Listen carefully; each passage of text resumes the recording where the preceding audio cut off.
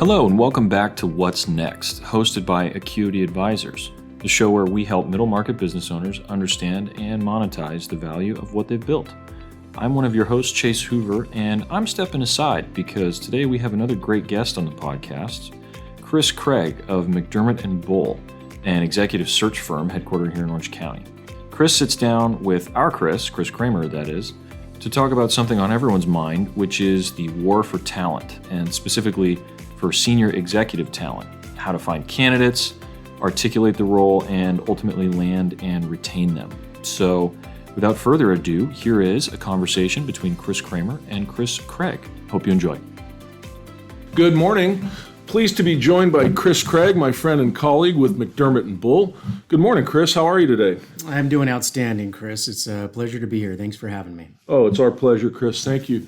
Hey, why don't we start just by giving us a little bit of background on yourself and the firm and kind of what you guys do at McDermott Bull. I have spent the last 30 years in the business community here in Orange County, in Los Angeles in particular, and decided to join McDermott Bull as Chris Bull has been my friend and best friend and colleague for 25 years.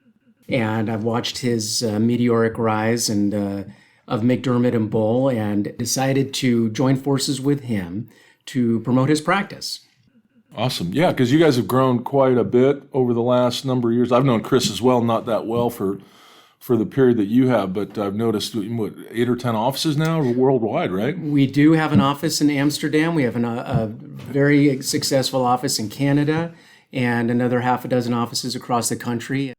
We started in Orange County, of course, but as the clientele has grown and the need for talent across the country and now around the world has started, we've captured that and created some space there. And you're recruiting worldwide and placing worldwide, or is that to attract the talent for U.S. positions, or kind of both? You know, our focus is in the United States. The Amsterdam office takes care of our Western Europe presence, and our Canadian office takes care of our Canada presence. But the office is here.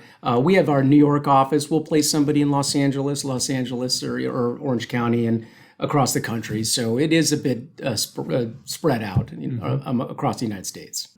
So are you focused on certain levels of talent? And then tell me a little bit about the difference between sort of, I think your area is more permanent placements versus some project or interim work that you guys do as well. Yeah, so we're a retained search firm, and which is focused on really C-level positions and positions that report to the C-level.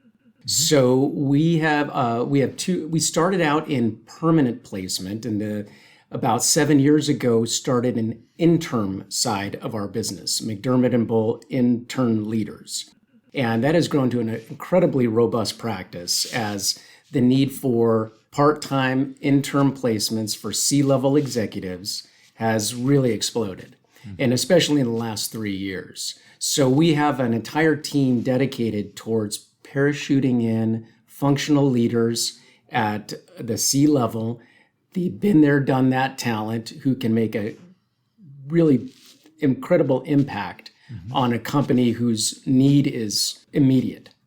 So is that more driven by the talent that they don't necessarily want a permanent position, or the companies that need either somebody quickly, or they have a project or a shorter term sort of view of what the need is?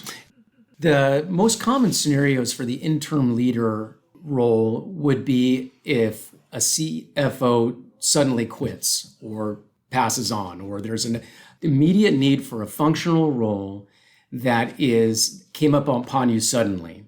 So our interim leader group has a deep bench of functional leaders that have chosen this lifestyle, that 3 to 6 to 9 month positions that they know are short term.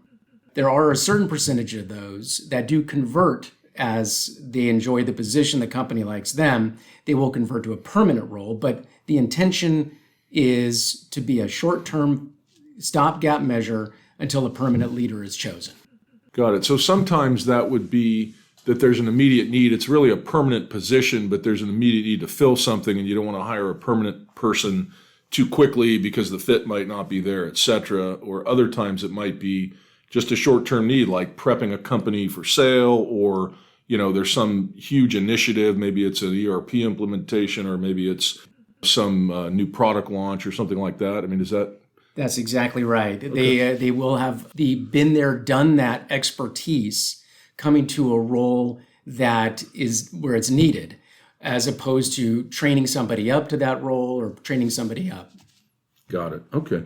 So you mentioned the term retained search earlier, and I've always wanted to ask someone like you, what does that mean, and how is that different than what some people, or how are you different than what some people might refer to as a headhunter, or some other name for what it is that you guys ultimately do? There is a great question, and it's a huge distinction between the headhunter and the contingent roles versus a retained search firm like ours. A retained search firm is just what it sounds like. We take a retainer in order to get a search started. The contingent and headhunter roles that are the most ubiquitous are the ones that will get a contingent fee if we place you. And the biggest difference between these two approaches to filling senior leadership is the fact that when we go to find somebody for a specific role, in general, the best people are already hired. They're already working somewhere. And through our processes, we will find the best talent at a company where they're already working, and then reach out, connect with them, and then offer them a role that is at our client's company. The contingent model generally takes people that are looking for a job and collects resumes and then passes them on to the client. So because we're on the retained side, we have a higher level of pools of talent that we go after in order to fill your role. Got it. Yeah. So said another way, if I'm a recruiter or / headhunter, not a retained search firm, I'm pretty much selecting people from what's available versus finding the right fit. And that's going to be somebody that you actually have to either know in your database or seek out some other way. That's correct. Right? Yes. Okay. No, that makes perfect sense. It would also seem to me that the higher up you go in the organization, right, the more important it is to spend the time and energy to find the right person, as opposed to, we're just filling XYZ position where maybe you need 20 people that do the same thing. You're not going to be able to have a retained search for each one of those in the same way as you might if, let's say, it's a CEO or CFO. Correct. The level of talent that we in the positions we fill are all unique. They're all extremely important, extremely high level, and all come with a series of very specific requirements. That's where we make our money, is being able to find people with that skill set and be able to vet those people in a way that provides our client with the best talent available. So are there any particular industries or niches that you guys are either better at, that you specialize in, or that you're seeing more of in this market? Yeah, the McDermott Bull as a whole has several different teams that focus on different industries. We have an aerospace and defense team. We have a banking credit union team. We've got several different ones we're almost 100 people at our firm. It's 22 years old. And the Bull practice, of which I'm a part of, has been focused on high-level executives in Orange County to begin with. As the practice has evolved, the Bull practice has gone upstream to CEO, CFO level placements.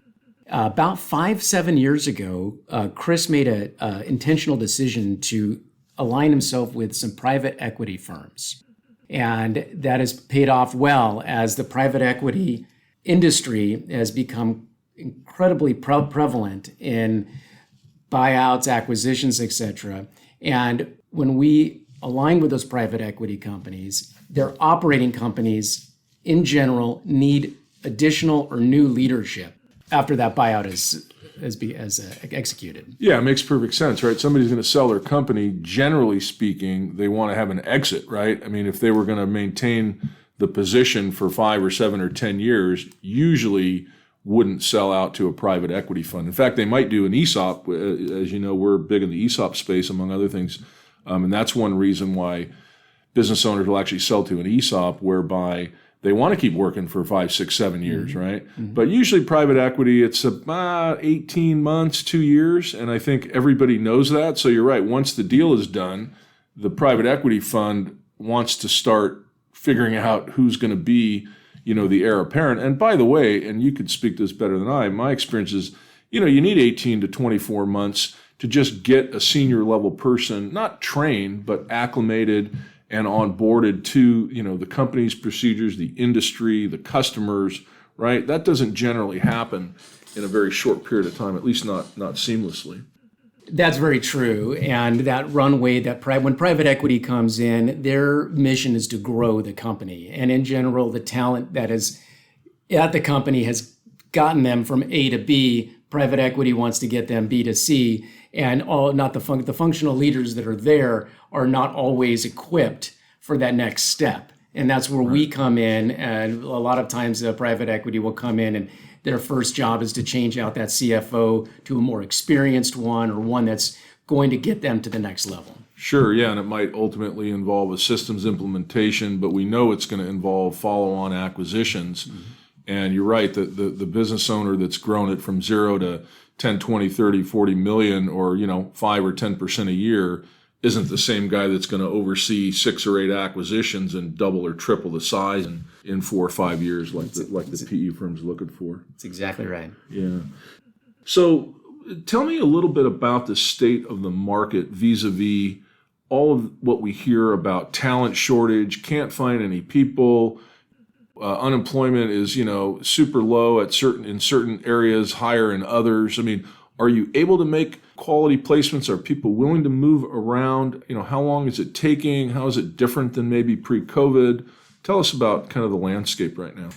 Yeah, the landscape is really, interestingly, not much different for our approach than it was 3 years ago. And this is why. The people in general will leave the devil they know for the devil they don't, as long as the incentives are there. The shortage on talent is a real thing, but if there is a good story and a good compensation, people will move. And this is where a big part of our job right now is training clients and in an instructional way that compensation is gone to a point that they need to take a serious look. And this is another issue that's happening with our clients now. Compensation is at such a level that they need to really take a look at their senior leadership in their own company and decide who they really want to keep at what level.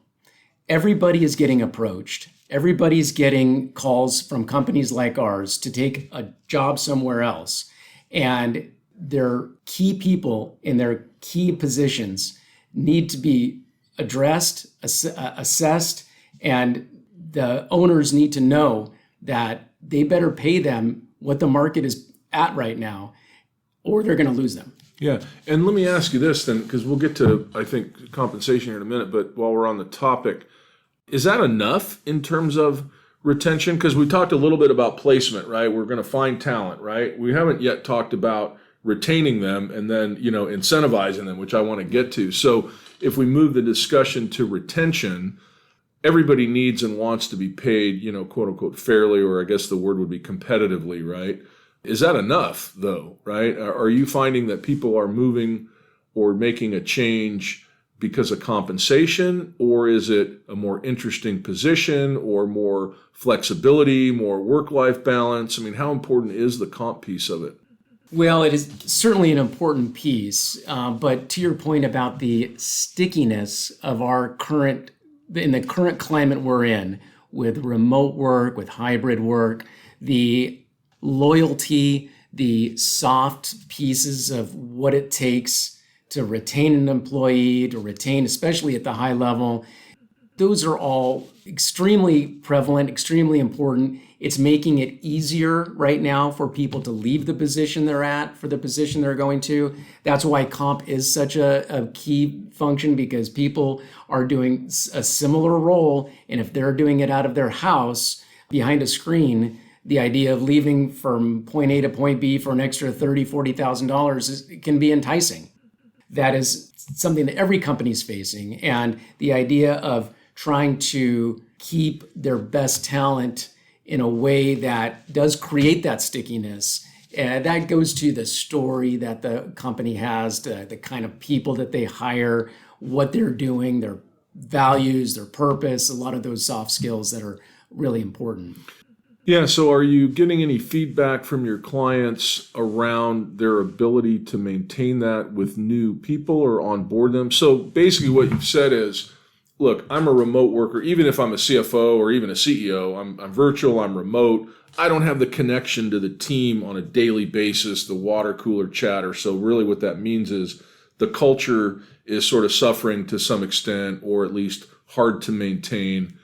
By the way, probably not that different if you have, multiple locations and each office has its own personality. But here I am sitting at home. I get a call from Chris Craig at McDermott Bull. I'm enticed. I make the change to a different company, but it's also remote. And it's also, so how do you get that person onboarded? How does the new culture permeate so that he doesn't get another call in 18 months and go and take that other enticing position? Yeah, that's the million-dollar question, of which literally every company in America is facing right now. And I wish I had a magic bullet for you on that. There's really, we don't see the success of that dynamic that you're referring to. Really comes down to senior leadership and how they treat each other and what culture they've created at the company. I mean, there's nothing that is going to replace the face-to-face interactions around the water cooler. We're trying to get everybody back. We've at McDermott and Bull, we are facing the same challenges that every company faces, and we've opened up the office to bring everybody back with lunches. We have water cooler online, virtual water cooler events twice a week. We do everything we possibly can. We fly the whole company in for Cinco de Mayo.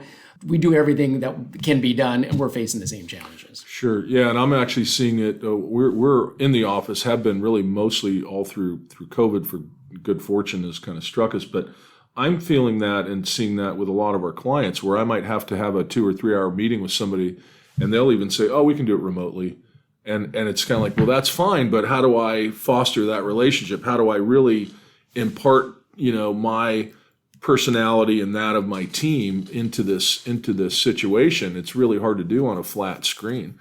So I think you're going to see a return to the come into the office at least a few days a week. A couple of our clients have said, hey, every Wednesday, everyone's in the office. And that way, at least you have a touch, or whatever day of the week, right? At least that way you have a touch point. You can say, hey, if I need to get to know Chris a little better, at least I have once a week, can take him to lunch. We can have a little staff meeting. We can have some banter over a cup of coffee. But I think this whole notion of, well, we're more efficient because we're all working at home, and I think it's got its limits. And I think we're nearing the end of the utility of that personally. Okay, so I guess where I'd like to take the conversation is around compensation. And my question for you is, what are you seeing, and is it any different than, let's say, over the last 3-4 years? What are you seeing as far as the structure of a package? Are you seeing some amount of equity participation in certain deals, in most deals? Is it kind of salary bonus or other perks or benefits? I mean, is there any general commentary you can give us on that? Well, the incentives are what will draw senior level leadership away from where they're at to where they're going. The base salary is gone up significantly, undoubtedly.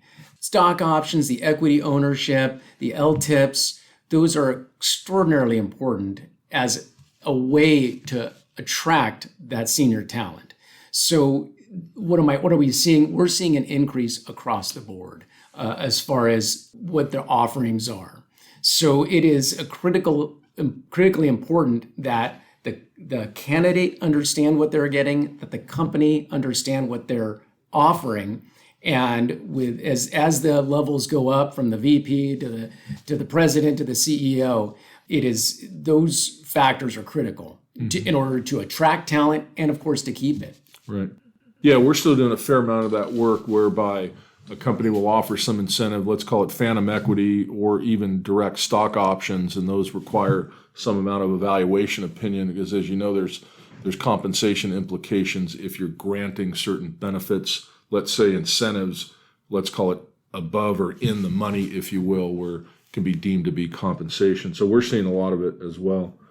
So just a couple more questions for you, Chris. I guess my big question for you is how can a company most effectively work with you or with a retained search firm? I mean, it seems to me that sometimes companies, and maybe these are smaller companies, maybe not, but for example, they may not have a great job description, or they may not be able to articulate the vision, and they may not be able to articulate why it's a compelling opportunity for somebody.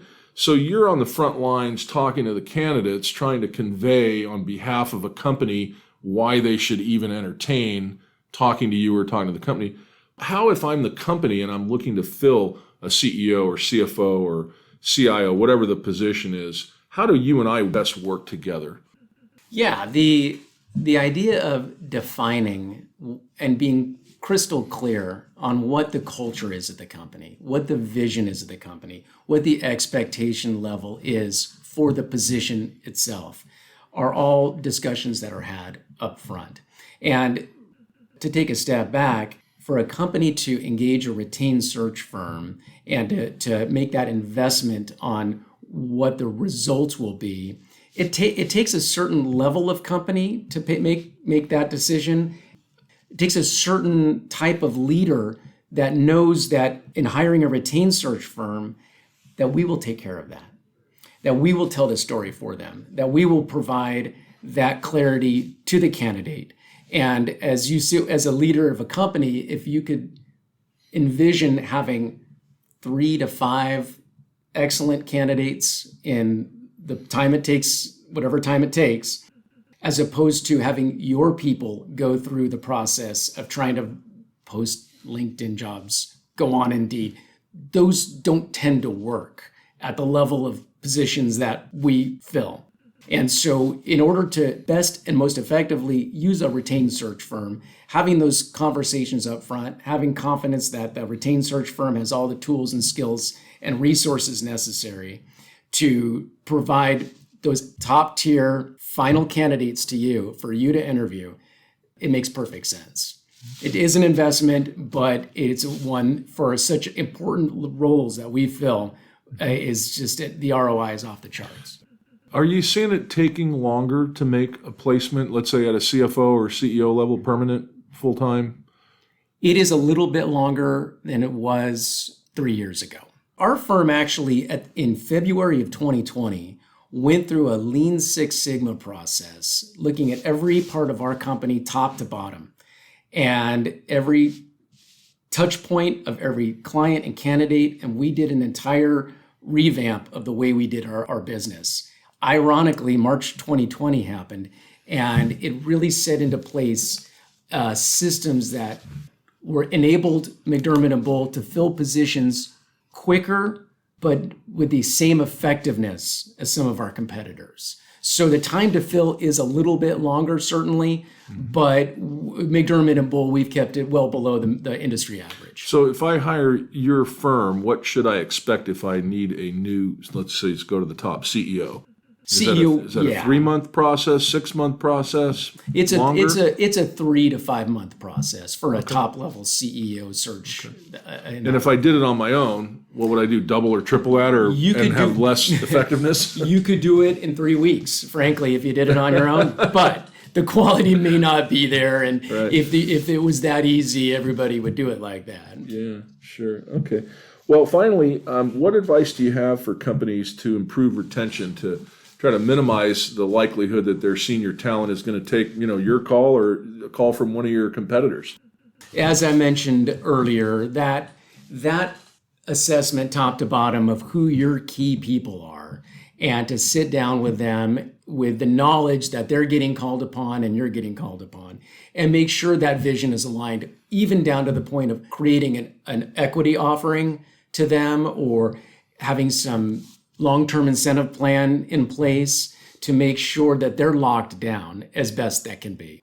Because it is a world that we're living in, and the war for talent is real, and they're getting called upon by companies like ours every day. Got it. So lastly, in closing, how can people reach you? Well, our headquarters are here in Irvine. Our website is www.mbexec.com, MB McDermott and Bull, EXEC.com. Okay. And we're just type in McDermott and Bull. We're all over. Okay, awesome. Thanks so much, Chris. Great chatting with you. Thank you, Chris, for the time. I appreciate it. All right, everybody. Hope you enjoyed that conversation between Chris Craig and Chris Kramer. You know the drill. Now for the fine print. This podcast is for general informational purposes only. It does not create an advisor-client relationship between Acuity Advisors and the listener or reader, and is not intended as advice for a specific situation. And as always, we have to thank our gracious sponsor, Acuity Advisors. I hope you tune in next time, and in the meantime, take care.